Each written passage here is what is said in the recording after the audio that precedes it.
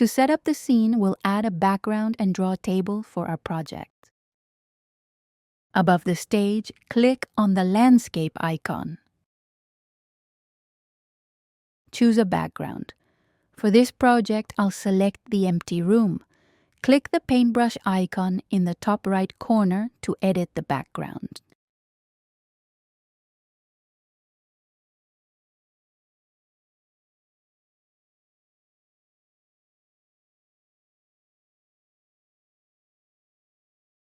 Choose a color for your table.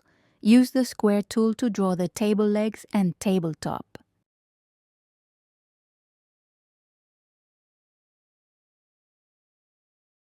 If you make a mistake, use the undo arrow at the top to correct it.